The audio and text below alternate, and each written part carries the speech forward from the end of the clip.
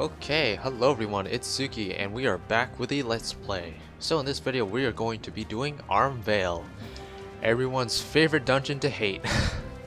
Actually, I don't mind Aurum Vale that much, if I'm being honest. Like, I would rather do Aurum Vale over Zamiel Darkhold. In fact, I'd probably rather do Aurum Vale over Cutter's Cry too. I don't know what it is, like, I guess people just really don't like the fact that the whole fruit thing, which we'll get to it when we get to it, but we'll see. We'll see what happens. Like, if you have a really bad party, Aurum Vale can be a real pain, but if you have a fairly competent party, it's totally fine. So again, 2 ways to unlock this dungeon. Let's get into queue. Aurum Vale. Anyways, there's 2 ways to unlock this dungeon. The first way is to talk to Nedrick outside of the Waking Sands, just like we unlocked things like Halatali or the Sunken Temple of Karn. And then the other way is through your Grand Company trying to rank up. And I recommend you you do Aurum Vale as you're ranking up to your Grand Company, so you don't have to come back and do this a second time just for that. But yeah, in the past, I do believe they made you do Wanderer's Palace for this one, which is kind of weird. You used to have to do Wanderer's Palace to rank up for this tier rather than the Aurum Vale, which they changed it to the Aurum Vale, I think, sometime in 2.x's series, in the 2.x series. I don't know, I don't remember exactly when, but it used to be Wanderer's Palace, I'm pretty sure. Which was kind of weird because after you rank up, you get another set of Grand Company hunting logs, your last set of hunting logs, and Wanderer's Palace enemies are in that hunting log, so it didn't really make sense for you to do Wanderer's Palace, come back, and then have to go in it again to complete the hunting log. But that's how it was. Since we're in queue, we might as well do this fate. Why not? You know, just free. Never mind, we got the queue.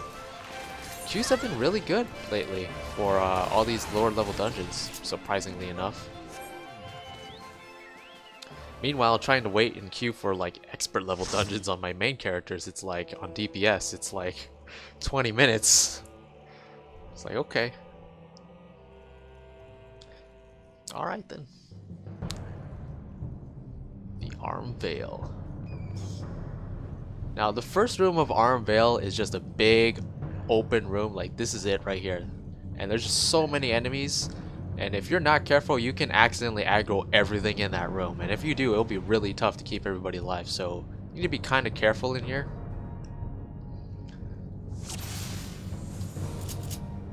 Alright, I'm gonna go ahead and eat some more food. I'm actually out of mustard eggs, but I got some beef jerky from one of the quests in the last video, so that we got that.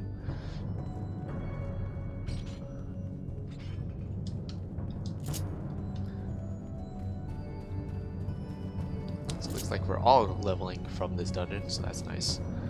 You need to be really careful about the toads in particular. The toads will, yeah, do that. Now, if you happen to be a bard, I would highly recommend against singing Foe's Requiem in this room as well, because that's just gonna lead to all kinds of problems. And you really don't want to be standing in the stomp attack that the toad does. It can one-shot you if you're not super geared as a DPS or a healer. If you're basically anyone who's non-tank and you stand in that, there's a good chance it'll do enough damage to kill you.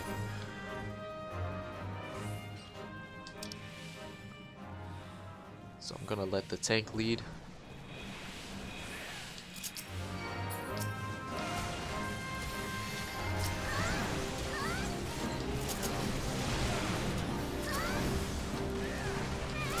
I should take off Swift Song and put on Tactician, just in case, I guess.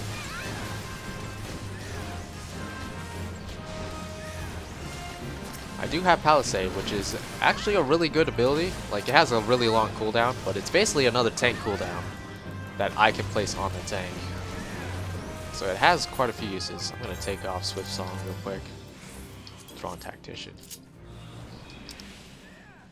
You don't have to clear out this whole room. You can just we're kind of hugging the left side, which is the method I'm the most used to. If you hug the left side, you can avoid a lot of the enemies in this area. Or if you just want the EXP, you can clear out the whole room if you want. In fact, it was actually kind of a strategy back then to do full room clears of Aurum Vale.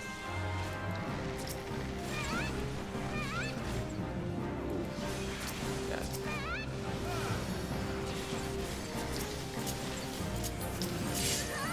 Tank's in trouble. Tank is dead, and we are probably going to be dead too. Like, yeah. We aggroed 6 enemies right there. I mean, we were being fairly cautious, rather. But stuff like that can definitely happen in the Aurum Vale, which is, it's probably why this dungeon garners really bad rep. This first room can be a real pain if you're just not careful. On top of that, the bosses are kind of a pain if you're not paying attention as well. So the second boss in particular, like if as long as you know how to count and go to a certain spot that you're assigned, the first boss is easy. The second boss though has a bunch of things where you need to pay attention to what the boss is casting, and if you're a tank or a melee DPS in particular, that can really be annoying.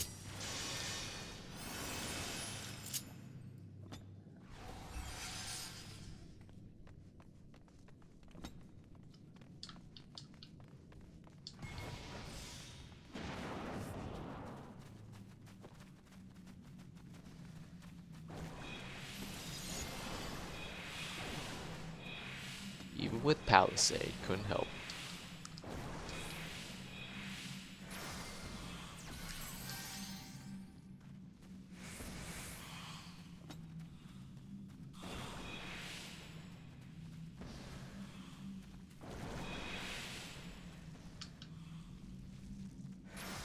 Monk? Monk? Monk didn't make it past. Alright. That's okay. So while we're killing these trash, this first boss isn't that hard. Like the main mechanic of this boss is that he'll cast an AoE that will hit everybody no matter what, and it'll put stacking buffs on everyone. And the more stacks you have, the more damage it'll do. And the way you get rid of it is you eat one of the fruits. There's 4 fruits in each corner of the room, and yeah. Each person gets 1 set of fruits, and preferably you eat them at like 2 stacks. You can wait until 3, but there's no reason really not to eat them at 2 stacks, because they'll respawn by the time you get your 2nd stack again.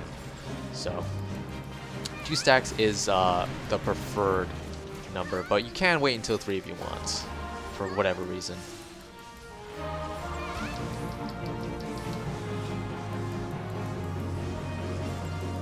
So there's a fruit down here. I don't know which one the scholar's gonna go for. I'm kind of more closer to this one.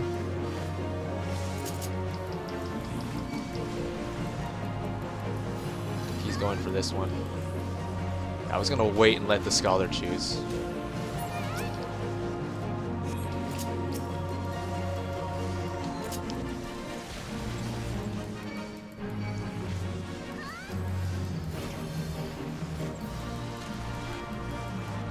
There's really not much else to this boss. He does, you know, randomly target people for like a circle AoE, but you just move out of it.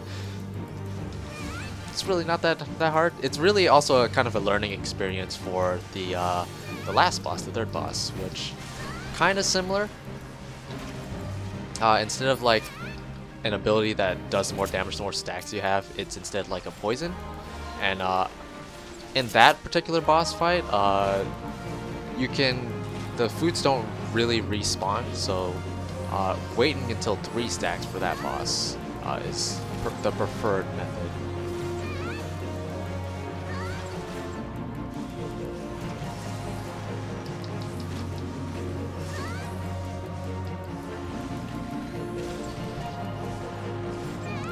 don't think this monk's getting his positionals. Gold lung.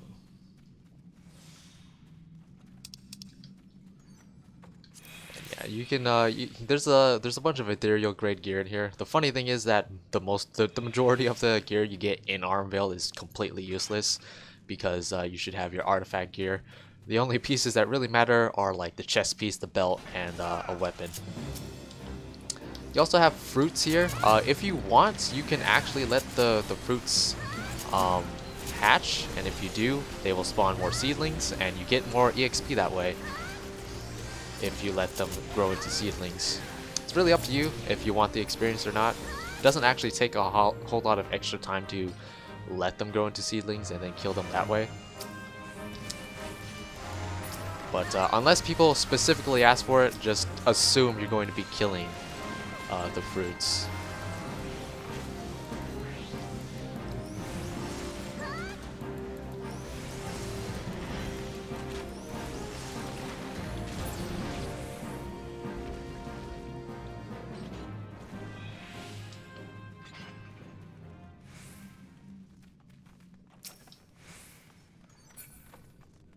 I believe a mini can spawn in that chest. I don't recall which one it is. I think it's maybe a pudding? Or is that like Copperville Mines?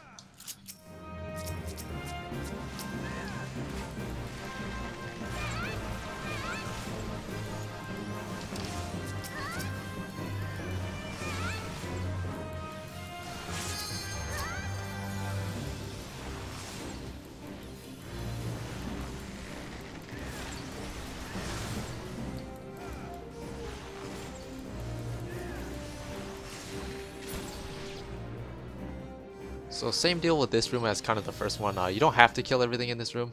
You can just kind of, you can dodge to one side of the room and kind of try to avoid some of the enemies in here if you don't want to deal with them all. There's a lot of big open rooms in this dungeon, I just realized.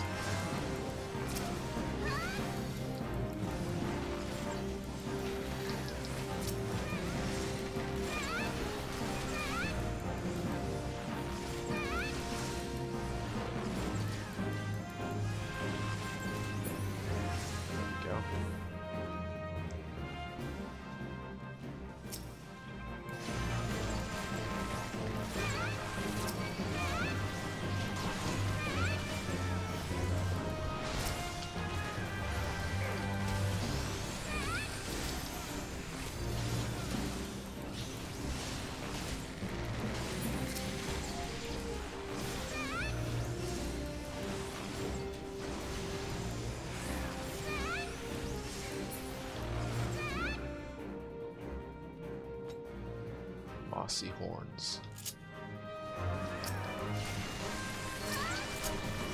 Since these are the last pack, I'm just gonna sing my foes.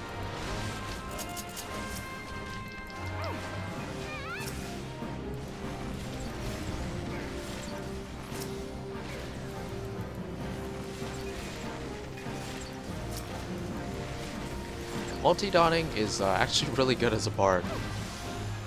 More chances for you to proc things.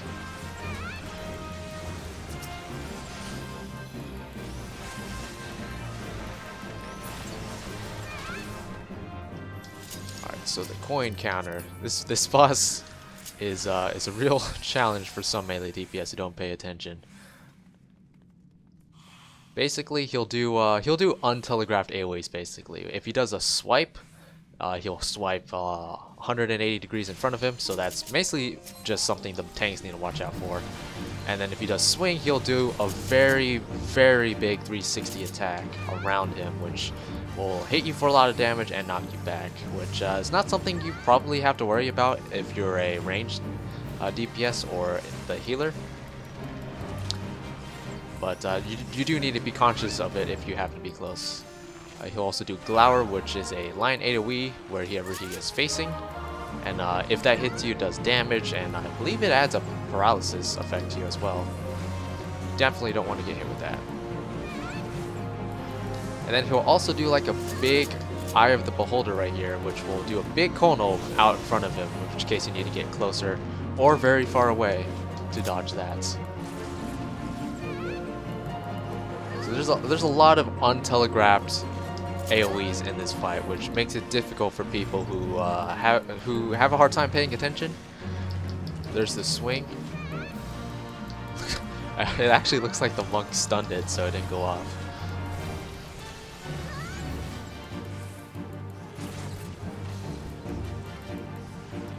There's swipe. Tank's gonna get hit probably. Yep. Didn't move out in time.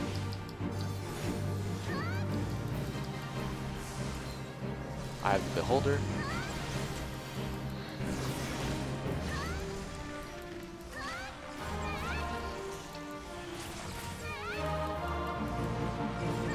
Swipe again. Now you can actually dodge through the boss during swipe if you want to. There's swing. Yeah, I would not rely on stuns to get rid of swing. I just wouldn't, especially with some jobs just naturally having DPS options that stun on top of it, like shoulder tackle from Monk has a stun component on it. Spine shatter dive on Dragoon has a stun on it. I was gonna say heavy swing, but heavy swing isn't in the game anymore. RIP heavy swing for warriors. Never forget. Just always be prepared to dodge. This room can also be tricky. You can pull everything in this room and it can be absolutely catastrophic. So let's hopefully not do that. And just when I said that, we went and did exactly that. We went and pulled everything. Well, we haven't pulled that. Nope, yep, we pulled that too. Okay, well, okay then.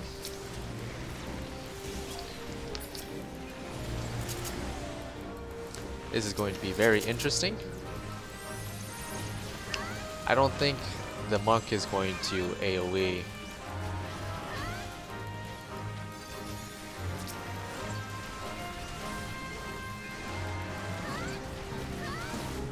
But it's okay because I will.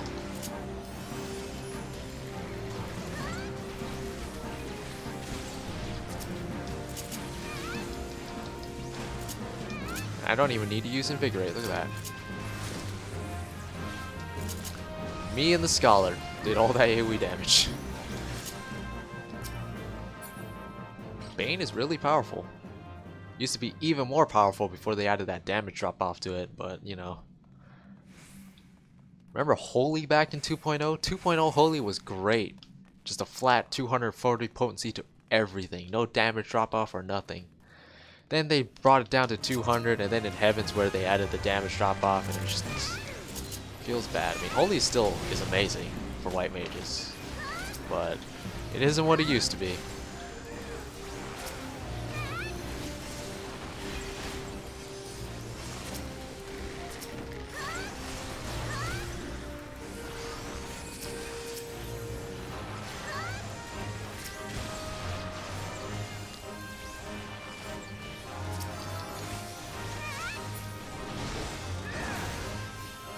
Alright, so we're coming up on another room which is going to be filled with fruit. And again, same thing, like if you want more EXP, you can let them hatch into seedlings. Seedlings aren't that much harder to kill.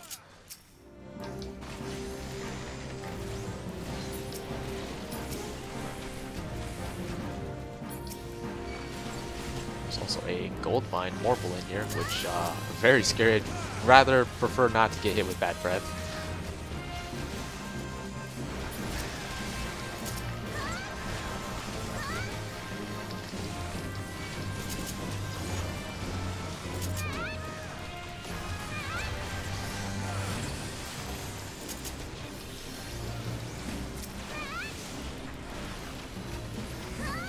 Oh, I see some armored destroyers and rock breakers.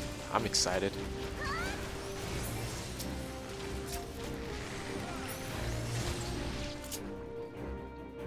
We actually need to kill both the Morbles in here to unlock the door.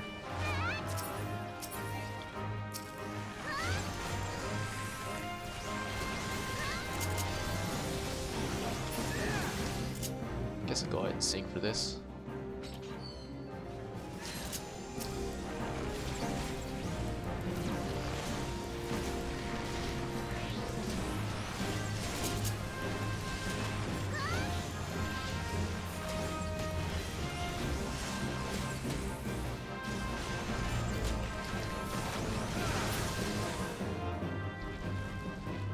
Spinel rings. Oh, I guess also rings are useful in a way, since you don't get artifact gear rings. I should actually be really close to hitting 50 after this. I just realized. Getting a lot of EXP from these. I'm just gonna throw out Palisade. Palisade. I'm just gonna do some quick knocks. I really miss wide volley. Wide volley looks so much better than quick knock. Wish we had kept wide volley instead.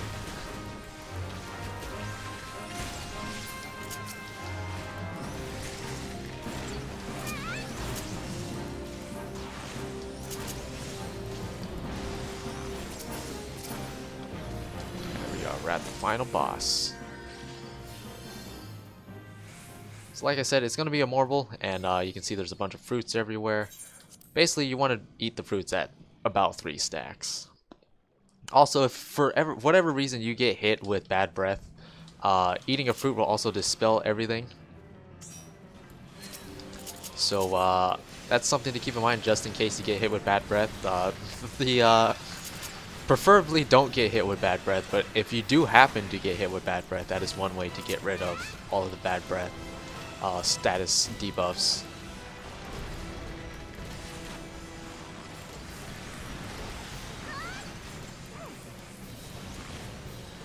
Oh look, the tank got hit with bad breath. Burrow. See, that's the thing that will add the stacks to you. Also, he does automatically randomly target people and add stacks onto them like that, so you won't all be eating fruits at the same time. Just keep that in mind. Just make sure to keep an eye on your own stack and eat at around 3 stacks.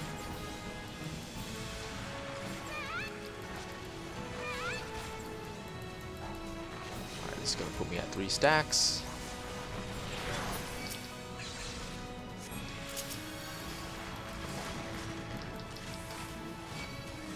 I thought this did poison, but I guess it does act like the first boss, where it just does more damage the more you have.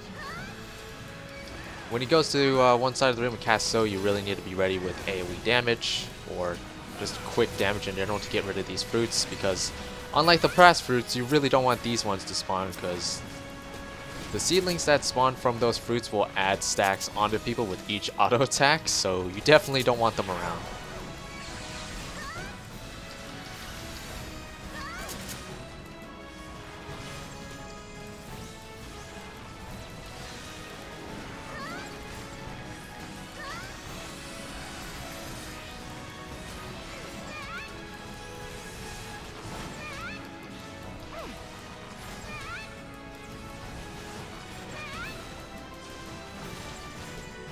So put us at 3 stacks again. I'll have this one down here. Yeah, unlike the first boss, like I said, the fruits do not respawn, or at the very least, if they do respawn, they take forever to respawn. So try not to waste any. And look at that, boss is dead. We have quite a few fruits. Looks like some of the fruits are starting to respawn now that we ate first. And it's dead. Look at that. And we hit level 50. Look at that. Level 50 on both our jobs. That is disgusting. we got a bow drop. I don't actually need that bow, but we got the bow drop. I don't think it looks all that special either. But I'll take it, sure. Goodbye, party. Goodbye, tank that was still here. But yeah, that was our Vale. See, it wasn't that bad. We wiped, like, what, in the first room, right? Like, we aggroed 6 enemies by accident. But other than that, it wasn't that bad. Like, Vale just gets a bad rap. It really does. I prefer Vale over Dezamiel Darkhold, definitely, though. But But yeah, that was Aurum Vale. We're level 50 now. We can do the level 50 Bard quests, although I think I will save that for another time because I just want to get back to the main story. I think we've gone on long enough of a tangent for now. So that will be next time. I'm going to go ahead and return to the Adder's Nest and rank up first. And then we'll get back to the main story in the next video.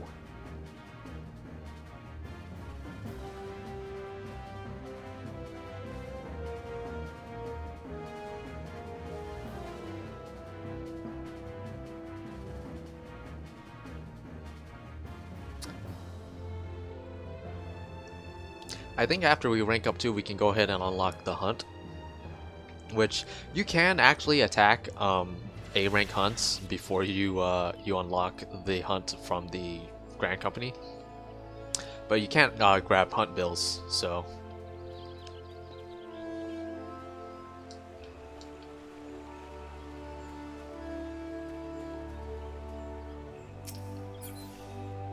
all right, I went to Aurum Vale. Yep, thanks. Can I apply for a promotion now? Yes, I would like 9,000 seals for promotion, man. Second Serpent Lieutenant. This used to be the max rank for a Grand Company for so long.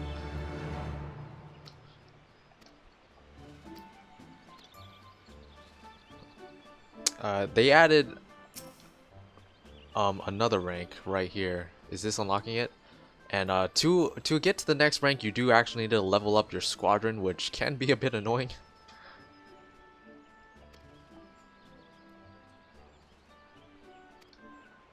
Was it now? Sure, I'll become a squadron commander. The thing about the squadron, it's basically like, it's like leveling your retainers, like your battle retainers. Basically, you just need to, if you pay enough attention to it, it doesn't take that long to level them up. But if you neglect it, which I'm sure a lot of people do, it takes a while. And there's no real way to actually level up any further in your Grand Company if you don't pay attention to these squadron members. So you start out with 3. You can have a max amount of 8. The max level for your squadron members is 60 now, I believe. Used to be 50, but it's 60 now. And you randomly get more squadron members for just doing random things, basically. Like whenever you do something and a new squadron member appears, it'll show up in your chat and let you know. But they gave you 3 to start out with, and I'm pretty sure it's the same 3 people and the same 3 classes every time, even depending if you're at a different Grand Company, which is kind of weird, but oh well. Okay, so we're max level. We should be able to unlock the hunt now. Yeah, let the hunt begin.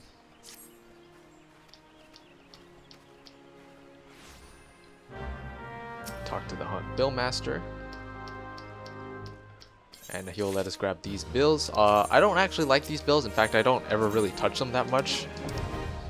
3 of these bills are just like the Centurial bills that you'll get in Heavensward and Stormblood, which give you a ton of EXP on top of a bunch of Centurial seals each day. I really like those ones. These ones kind of suck. They don't give you any EXP. They give you only 8 allied seals per these random enemies that you find out in the world. And then you also have 2 fate ones. Yes, because people love waiting for fates to spawn. So yeah, the allied sealed bills aren't really well designed, and I don't really prefer doing them. But the weekly bills are fine. I usually don't go out of my way to do them, but you can. You can get a couple of unique things that you only can buy with allied seals. Some of them are like seeds for the fruits to change your chocobo, although you could probably also just buy these off of the market board. The fruits themselves, not the seeds. The seeds aren't tradable, but you could probably just buy the fruits right off the market board if you don't want to bother with allied seals. You can also buy like old gear that you can't get anymore that used to be purchasable with tomestones back in the day. Like you have the these weathered sets here that used to be what, soldiery tomestones back then? What is that what they were called? And let's go ahead and enter the barracks real quick.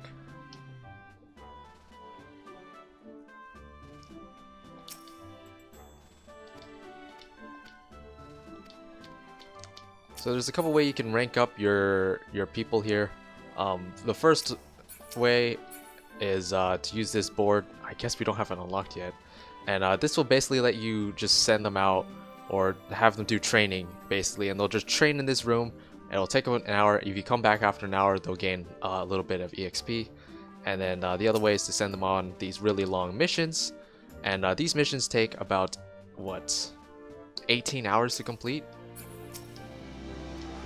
And then here, if you have any squadron members pending, you can review them and decide if you want to enlist them here, which we don't have any right now. So we got an archer, we got a conjurer, and we got, what are you, a gladiator? Marauder? Marauder. Unfortunately, you can't give your squadron members jobs yet, which means any of the new jobs added in Heavensward or Stormblood are off limits. So Astrologian, Machinist, Dark Knight, Samurai, Red Mage, they can't be any of those. There's only one healer that you can pick, since Scholar is a job and Arcanist is a DPS, so you can only have Conjurers basically. So yeah, hopefully they'll change it so you can pick jobs, but I mean, I don't think a whole lot of people actually pay much attention to this feature, this piece of content. So are you gonna let me send them out on missions? Oh, I can't yet. I think I need at least 4 people. That's right. So that's weird. Even though you just unlocked it, they don't let you do anything with it until you get a new member. That's kind of dumb. But it shouldn't take long for us to get some new members. Just basically doing anything. Like, you can just be hanging out in the gold saucer, you can be crafting something, you can be gathering something, you can be doing dungeons. Basically, if you do anything that completes a challenge in your challenge log, that usually has a good chance of spawning a new member in your roster to pick. So basically, if you're actually going out of your way to try and enlist people, just try and finish things in your challenge log, and you'll probably end up grabbing a couple doing that. But yeah, all right. We ranked up in our Grand Company, we unlocked the hunt, we went and did Aurum Vale.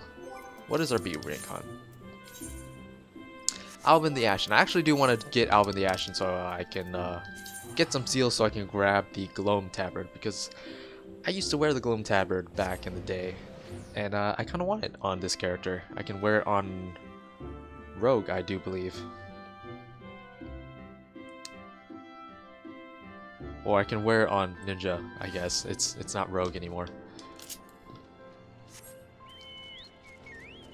So when you're looking for B ranks out in the world, I guess I'll leave this in, huh? When you're looking for B ranks in the world, they can spawn anywhere in the zone basically. There are like set spawn points, but they are very numerous. If you really want to, you can pull up a map of spawn locations and just kind of check them one by one if you'd like. But there are quite a few of them, so it'll still take you a while no matter what. Just trying to walk around, ride around, try to find out where they spawn. And the way B ranks work now is that they'll be somewhere on the map basically at any time.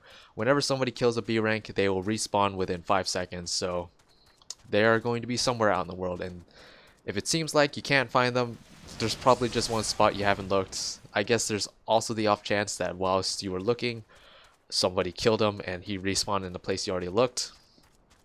I don't think that's ever happened to me, but that is a possibility, so just kind of keep that in mind. And in order to keep your sanity, I would just I personally I'll search for a handful of minutes.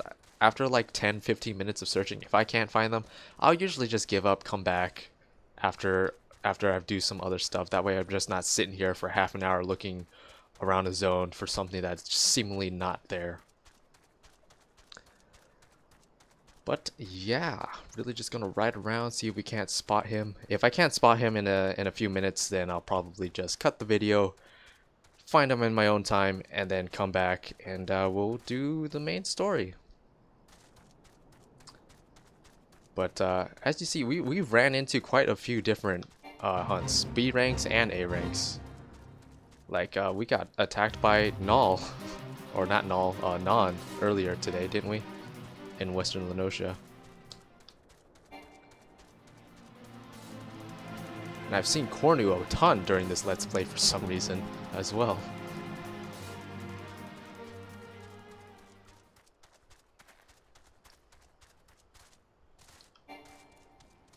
How much you want to bet he's somewhere in the desert? That's going to be annoying.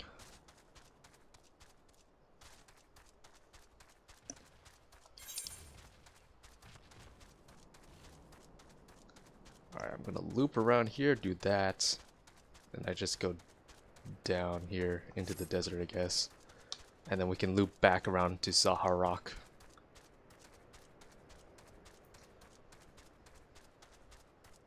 Isn't this thrilling gameplay?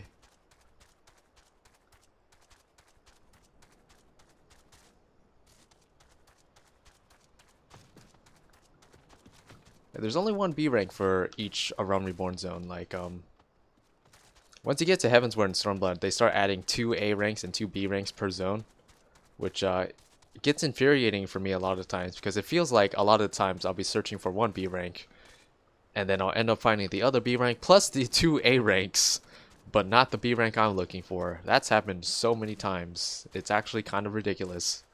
Like, what are the odds? And A ranks, they respawn after, like, I think it's 4 hours. And they don't have any spawn conditions. Just after they've been killed, they'll respawn after like 4 hours. I think it's 4 hours. But S ranks, basically it's every few days they have a chance to spawn. And then you have to meet certain requirements or do something special in order to make them spawn. And then they'll spawn. And some are more easier to spawn than others. Like Garlock is particularly easy to spawn. Safat is also particularly easy to spawn. Bird of Paradise and Sea of Clouds is pretty easy to spawn as well. A lot of S ranks some S ranks are more easier to spawn than others, is what I'm trying to say, I guess.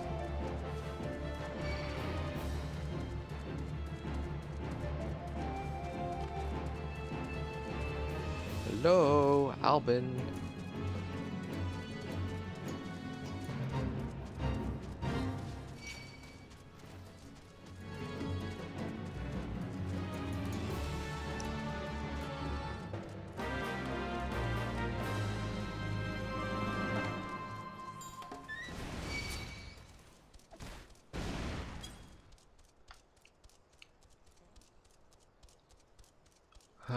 Alright, time to check this vast desert.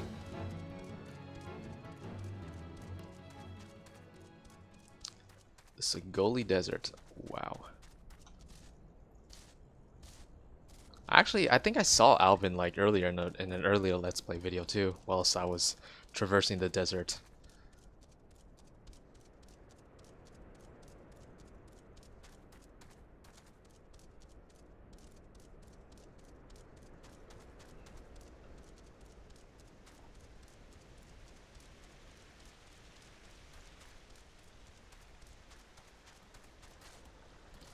See, I don't know if you can actually spawn in this little area here. Can't hurt to check. Doesn't look like it.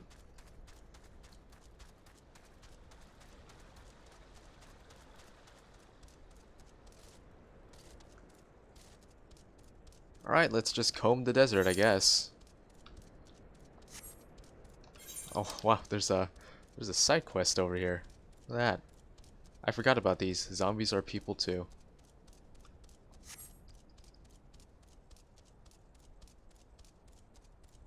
Was that him? Albin? Look at that, we found him. Hello, Albin. I'm gonna kill you now. It's really nothing personal, but...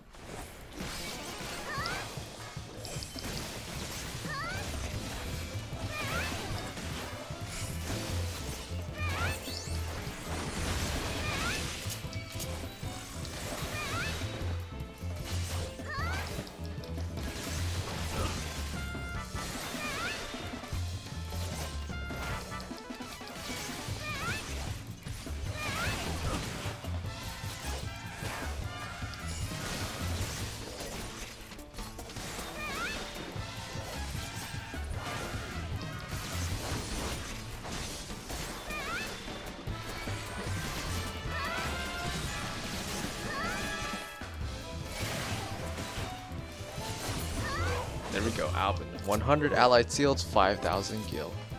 Let's go ahead and return to Gridania. I'm gonna leave that side quest for later. I'm pretty sure we'll be back in this area actually when we do Hildebrand, whenever that'll be. But I want to get to the main story. We've been going on a long enough tangent. It's already getting late. I want to finish the main story tonight, if possible. Which we're close. Like we really can. Like it'll take a few hours. I guess a lot of it depends on how long the queues are. But we can finish the story tonight totally. Although there's probably other things I need to probably do on my other characters too, and to record. So hopefully.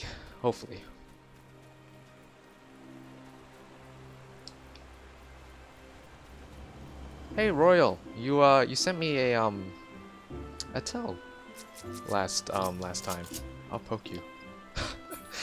You sent me a tell a couple videos ago. What do I need? I'm going to go ahead and pick up this, the Globe and Tabard. I can wear this, right? Yep, Ninja Sam. Now, unfortunately, upgrading this is a lot more of a pain. It's really a pain. I'm not going to bother with it. But you have to upgrade if you want to dye it. But I actually rather like the undyed version. Looks kind of nice.